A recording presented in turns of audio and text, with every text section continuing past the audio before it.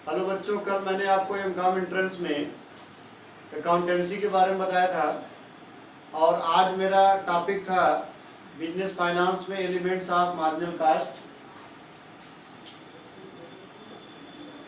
Elements of marginal cast, इसके बारे में मैं आपको बताऊंगा। बीएचओ और एमकॉम एंट्रेंस में कहीं ना कहीं 2-4 क्वेश्चन इससे फंसता है। ये आपको ध्यान रखना है कि एलिमेंट्स ऑफ मार्जिनल कास्ट में क्या क्या चीज़ें आपको पढ़ना है मेनली, जहाँ से क्वेश्चन पूछे जाते हैं। जैसे ब्रेक इवन पॉइंट, शॉर्टकट में इसको बीपी बोलेंगे। कंट्रीब्यूशन, फिर आप पढ़े होंगे प्रॉफिट, या आपने बीकॉम सेकेंड ईयर में पढ़ा होगा प्रॉफिट वॉल्यूम रेशियो, या पीवीआर बोलते हैं, पीवी रेशियो बोलते हैं। मार्जिन ऑफ सेफ्टी, ये 4 एलिमेंट्स हैं मार्जिन ऑफ सेफ्टी, जहाँ से क्वेश्चन पूछे जाते हैं आपसे एग्जाम में। कोई क्वेश्चन आपसे पूछे जाते हैं, ऑब्जेक्टिव क्वेश्चन भी पूछे जाते हैं। अब सबसे पहले एलिमेंट्स में ब्रेक इवन पॉइंट पर बातचीत होगी। इसको आपने पढ़ा होगा कि ब्रेक इवन पॉइंट इकोनॉमिक्स का भी टर्म है, इकोनॉमिक्स में भी इसका एप्लीकेशन होता है। एक ऐसा पॉइंट जहां पर नो प्रॉफिट नो लॉस, एक ऐसा sale of point of sale जिसको आप बोलते हैं विक्रय बिंदु हिंदी में बोलते हैं, जहां पर बिजनेस में ना तो प्रॉफिट हो ना तो लॉस हो, no profit no loss. Break even point का मतलब पॉइंट ऑफ सेल, जहां पर आपको एक चीज देखने को मिले मार्केट में कि कास्ट प्राइस और मार्केट प्राइस दोनों बराबर, यानी नो प्रॉफिट। 10 रुपए की चीज 10 रुपए में ही जा रही है, ना तो फायदा होगा ना तो नुकसान होगा, नो प्रॉफिट नो लॉस, इसको कहते हैं ब्रेक इवन पॉइंट। ये चीज़ मैंने आपको नोट्स में बिजनेस फाइनेंस के पढ़ाया भी है। अगर आपके पास पार्ट 2 का नोट्स होगा तो ठीक है, अदरवाइज इसके फार्मूले में आपको बता रहा हूँ कि कैसे कैलकुलेट होता है। बीपी का कैलकुलेशन आपने पढ़ा होगा, बीपी इन यूनिट्स, किस यूनिट पर नो प्रॉफिट नो लॉस बनेगा और किस अमाउंट पर नो प्रॉफिट नो लॉस बनेगा। यानी 2 तरीके से आपको कैलकुलेट करना है, BP in units and BP in amounts.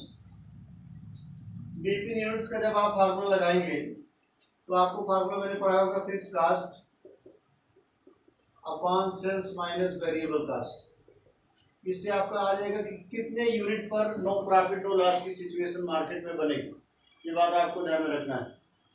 और अगर आपको बीपी इन अमाउंट निकालना बच्चों, तो फार्मूला आपका बनेगा fix cost upon sales minus variable cost into sales हो जाएगा। दोनों फार्मूले फर्क क्या है, यहाँ सेल्स से मल्टीप्लाई कर देंगे तो ये आपका बीपी का कैलकुलेशन हो जाएगा कि किस यूनिट पर हमारा नो प्रॉफिट नो लॉस होने वाला है और किस अमाउंट पर हमारा नो प्रॉफिट नो लॉस होगा। ये बात आपको ध्यान रखना है, ये सिचुएशन आपके सामने आएगी। अब जब इस पर हम लोग एप्लीकेशन करेंगे, क्वेश्चन बनाएंगे। जैसे सपोज करिए सेल्स दिया है ₹100 पर यूनिट, 100 रुपये per unit, variable cast ₹40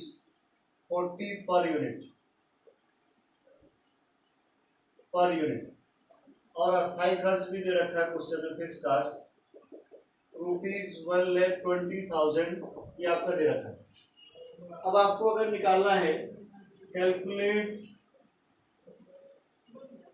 calculate BP in units and amounts, दोनों में आपको निकालना है। तो फार्मूला जब आप आंसरिंग करेंगे तो आपको ये पता चल जाएगा कितने यूनिट पर ब्रेक इवन पॉइंट बन रहा है या कितने अमाउंट पर बनेगा। तो जब भी आप इसका आंसरिंग करेंगे, अभी मैंने आपको बताया पहला फार्मूला बीपी यूनिट्स का फार्मूला मैंने अभी आपको बताया। फार्मूला क्या बनेगा, जो भी आपके पास अस्थायी खर्चे हैं upon sales minus variable cost. यानी 1,20,000 अपॉन 100 माइनस 40, 1,20,000 अपॉन 60, यानी 2,000 यूनिट पर नो प्रॉफिट नो लॉस की सिचुएशन होगी, ब्रेक इवन पॉइंट की सिचुएशन बन रही है यहाँ। और अगर आप बीपी अमाउंट निकालते हैं कि कितने अमाउंट पर ऐसा होगा, तो 2 लाख रुपए होना चाहिए। कैसे होगा मैं बता रहा हूँ। BP amount is equal to, formula लगा दीजिए आप, sales minus variable cost into sales, यानी वही फार्मूला आप आगे बढ़ा दो, 100 माइनस 40 इंटू 100, ये 2 लाख रुपए आ जाएगा। ये रुपीज 2 लाख रुपए पर ब्रेक इवन पॉइंट बनेगा। तो कहने का मतलब ये इससे छोटे छोटे फार्मूले से आपका क्वेश्चन कुछ आता है। पहला एलिमेंट्स हमने आपको बता दिया ब्रेक इवन पॉइंट पर। अब दूसरा एलिमेंट्स अभी मैंने आपको बताया था कंट्रीब्यूशन। कंट्रीब्यूशन ये आपको ध्यान रखना है। कंट्रीब्यूशन क्या होता है कि किसी भी बिजनेस में आपने मार्जिनल कॉस्ट शीट अगर पढ़ा हो तो सेल और वेरिएबल कास्ट के बीच का जो डिफरेंस होता है ये आपको ध्यान रखना है। सेल की जो एक्सेस वैल्यू होती है ओवर द वेरिएबल कास्ट, यानी कंट्रीब्यूशन का फार्मूला क्या बनता है, सेल्स माइनस वेरिएबल कास्ट। ये आपको ध्यान रखना है, सेल्स माइनस वेरिएबल कास्ट। या कंट्रीब्यूशन का एक फार्मूला और भी बनता है मैथमेटिकली। कभी आप मार्जिनल कास्ट शीट बनाए होंगे, marginal cast sheet, marginal cast sheet जब भी आप बनाएंगे तो आपने फार्मूला देखा होगा, सेल्स माइनस टीबीसी होता था। जैसे सपोज करिए सेल्स आपका 8 लाख रुपए, टोटल वेरिएबल कास्ट 3 लाख रुपए, तो कंट्रीब्यूशन आपका कितना आता था, कंट्रीब्यूशन सपोज करिए 5 लाख आ गया। ये फार्मूला बनाने के लिए मैंने क्वेश्चन लिया है, plus TFC total fix cost, suppose करिए 2,50,000 रुपए। इसको आपने डिलीट करा तो प्रॉफिट आ गया, नेट प्रॉफिट आपका 2,50,000 रुपये, 2,50,000 आ गया।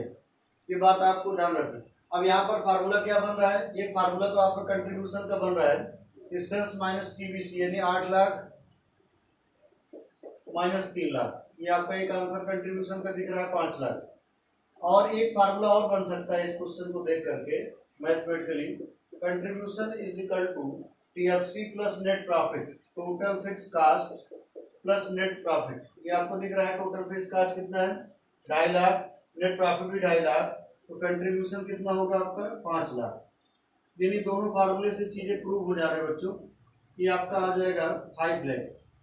तो 2 फार्मूले आप मैथमेटिकली यूज कर सकते हैं जब भी आपको ऑब्जेक्टिव एग्जाम देना हो एमकॉम एंट्रेंस में। ये कंट्रीब्यूशन सेकंड एलिमेंट्स आपका कंप्लीट हो गया। अब मैं तीसरे एलिमेंट्स पर चलता हूँ। एलिमेंट्स नंबर 3,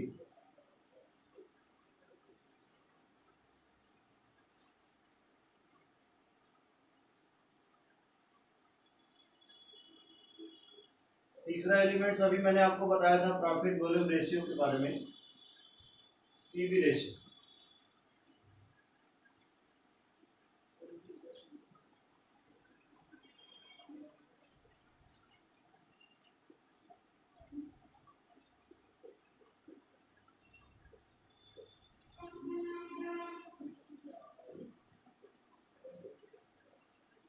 पीवी रेशियो क्या बताता है, किसी बिजनेस में नाम से ही पता चल रहा है, पीवी रेशियो प्रॉफिट और सेल के बीच के रिश्ते को बताता है। रेशियो मतलब रिलेशन बताना, relationship between the profit and sales, profit and sales, इसको पीवी रेशियो बोलते हैं। इसका जब आप कैलकुलेशन करेंगे, पीवी रेशियो कैसे कैलकुलेट होता है मैथमेटिकली, जब इसका कैलकुलेशन आप करेंगे तो इसको भी आपको ध्यान में रखना है। इसको 2 तरीके से कैलकुलेट करते हैं अकाउंट्स में, शॉर्ट टर्म पीरियड, ये फाइनेंशियल पीरियड के अंदर, या लॉन्ग टर्म में। इसके 2 फार्मूले आपके बन सकते हैं, शॉर्ट टर्म के लिए अलग और लॉन्ग टर्म के लिए अलग। शॉर्ट टर्म पीरियड में पीवी रेशियो का फार्मूला होता है कंट्रीब्यूशन अपॉन सेल्स इनटू 100। ये इसको ऐसे लिख सकते हैं हम लोग, sales minus variable cost upon sales into 100। आप जान ही रहे sales minus variable cost is equal to क्या होता है, कंट्रीब्यूशन अपॉन सेल्स इनटू 100। ये शॉर्ट टर्म पीरियड के लिए। और लॉन्ग टर्म पीरियड में देखा जाता है कि प्रॉफिट में कितना चेंजेस हुआ और सेल्स में कितना चेंजेस हुआ, तब पीवी रेशियो का फार्मूला चेंज होता है। फार्मूला तब क्या बनेगा, change in profit upon change in sales, change in profit upon change in sales into 100। यानी 2 साल 4 साल 5 साल में प्रॉफिट और सेल्स में जो फर्क दिख रहा है उस डिफरेंस को आपको चेक करना है। ये शॉर्ट टर्म और लॉन्ग टर्म पीरियड में फार्मूले को लेकर भी डिफरेंस हो गया और 2 तरीके से पीवी रेशियो कैलकुलेट भी कर सकते हैं। ये आपका फार्मूला लगेगा। इस पर हम लोग एक छोटा सा शॉर्ट टर्म वाला क्वेश्चन करते हैं। शॉर्ट टर्म पीरियड में कैसे कैलकुलेट करेंगे हम लोग। सपोज करिए क्वेश्चन में आपका दिया है सेल्स ₹80 पर यूनिट, 80 रुपये है एक यूनिट का सेलिंग प्राइस, और वेरिएबल कास्ट ₹16 पर यूनिट, 16 रुपये पर यूनिट। तो पीवी रेशियो क्या होगा, कैलकुलेट पीवी रेशियो। ये बात आपको ध्यान रखना है। यहाँ शॉर्ट टर्म वाला फार्मूला लग जाएगा, क्योंकि जब भी लॉन्ग टर्म वाली बात करेंगे तो वहां पर चेंजेस देखना पड़ता है 2 पीरियड के बीच में। यहाँ पर जब आप आंसरिंग करोगे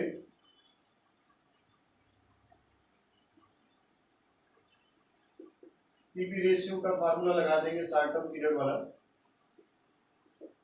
sales minus variable cost upon sales into 100। ये फार्मूला मैंने आपको बताया था अभी।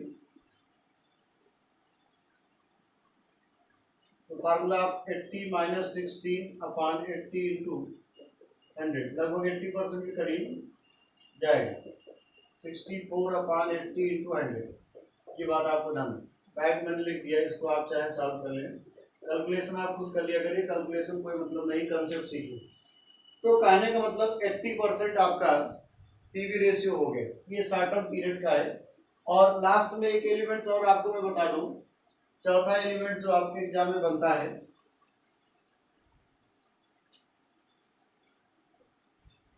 Margin of safety, MOS। ये मार्जिन ऑफ सेफ्टी क्या है, ये कहता है कि किसी बिजनेस में मिनिमम रिक्वायर्ड ऑफ प्रॉफिट जो होता है, मिनिमम रिक्वायर्ड प्रॉफिट, ये मिनिमम रिक्वायर्ड प्रॉफिट क्या है, जिससे बिजनेस के ऑपरेटिंग एक्सपेंस आप सरवाइव कर सके। क्योंकि बिजनेस जैसे कोरोना पीरियड में लोग अपने आप को सरवाइव करने के लिए कम से कम जो भी पैसा रखें, अपना खुद का खर्च सरवाइव करना बड़ा मुश्किल है। इससे बिजनेस भी, इस समय बिजनेस के भी संकटकालीन स्थिति आ गई। रेंट देना, स्टाफ सैलरी पे करना, ये देश भर की समस्या है। मिनिमम रिक्वायर्ड प्रॉफिट का मतलब कम से कम इतना कमाइए कि आप सरवाइव कर सकिए। सर्वाइवल ऑफ द फिटेस्ट का रूल आपने सीखा होगा कि कम से कम इतना, अगर मैं मान लीजिए पढ़ाना शुरू किया हूँ और हमारे मिनिमम रिक्वायर्ड जो खर्चे हैं, अगर रेंट नहीं निकल पाएगा, स्टाफ सैलरी नहीं निकल पाएगी, अपना पर्सनल खर्च नहीं निकल पाएगा, तो हम बिजनेस, हम कोचिंग क्यों पढ़ाएंगे इस समय। ये बात आती है। तो मिनिमम रिक्वायर्ड प्रॉफिट के बारे में बताता, नाम ही है। मार्जिन मतलब होता है मीन प्रॉफिट, सेफ्टी मतलब बिजनेस की सेफ्टी के लिए। ये बात आपको ध्यान रखना। तो बिजनेस की सेफ्टी तब बरकरार रहती है जब आप कम से कम उतना कमाएं जिससे कि आपके ऑपरेटिंग एक्सपेंस पर कोई दिक्कत ना आए। ये बात आपको, जिस दिन ऑपरेटिंग एक्सपेंस पर दिक्कत आती है, बिजनेस सर्वाइव करना मुश्किल हो जाता है। इसका कैलकुलेशन हम लोग कैसे करते हैं मार्जिन ऑफ सेफ्टी का, 2 तरीके से होता है। एक सेल्स बेसिस पर होता है बच्चों, और एक प्रॉफिट बेसिस पर या नेट प्रॉफिट बेसिस पर होता है। 2 तरीके से। सेल्स बेसिस पर फार्मूला क्या बनेगा आप जानते हैं, margin of safety is equal to actual sales minus BEP sales. जो आप बीईपी सेल्स करते हैं इन अमाउंट, ये नहीं कि आप यूनिट करेंगे। ये बात, सपोज करिए कि आपका 8 लाख का एक्चुअल सेल है और BEP cell in amount 6 lakh का है, तो कम से कम आपको 2 लाख रुपए कमाना पड़ेगा ताकि बिजनेस की इज्जत भी बची रहे और आपकी भी बच जाए। या नेट प्रॉफिट बेसिस पर क्या फार्मूला होता है, फार्मूला अलग है। यहाँ पर मार्जिन ऑफ सेफ्टी निकालने का फार्मूला क्या होगा, net profit upon PV ratio. ये आपको ध्यान है। जैसे सपोज करिए आपका नेट प्रॉफिट 50,000, ये, और पीबी रेशियो मान लीजिए 25%, 25%। तो आपका मिनिमम रिक्वायर्ड प्रॉफिट क्या होगा, 50,000 इंटू 100/25, यानी 2 लाख रुपए आपको कम से कम चाहिए। मिनिमम 2 लाख रुपए आपको चाहिए बिजनेस को ऑपरेट करने के लिए। तो कहने का मतलब क्या है, ये आज के जो छोटे से वीडियो में हमने आपको बताया कि एलिमेंट्स ऑफ मार्जिनल कॉस्ट, जिसका इलाहाबाद यूनिवर्सिटी भी आपका एमकॉम एंट्रेंस, बीएचयू के एंट्रेंस में सब कुछ पूछा जा सकता है। यूजीसी नेट जेआरएफ में भी यहाँ से सवाल पूछे जाते हैं ऑब्जेक्टिव एग्जाम के। और कल मैं इस पर फिर एक छोटा सा वीडियो अपलोड करूंगा। जय हिंद, जय भारत।